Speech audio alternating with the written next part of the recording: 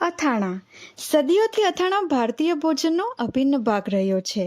આપણા પૂર્વજો ખોરાકનો દવા તરીકે ઉપયોગ કરતા હતા અને અથાણાં આ માન્યતાનો સૌથી મહત્વપૂર્ણ ભાગ હતો.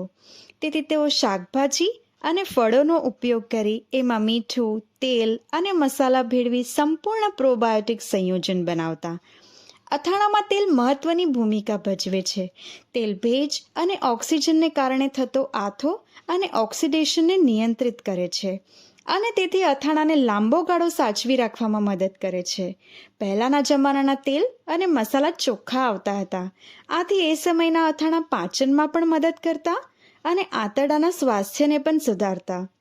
કમનસીબે કૃત્રિમ વિનેગાર, રિફાઇન્ડ ઓઇલ, મીઠું અને સોડિયમ બેન્ઝોએટ જેવા પ્રિઝર્વેટિવના ઉપયોગથી બનતા આજકાલના અથાણાએ આપણા પરંપરાગત સુપરફૂડને બિન આરોગ્યપ્રદ પેકેજ્ડ ફૂડમાં રૂપાંતરિત કરી દીધું છે.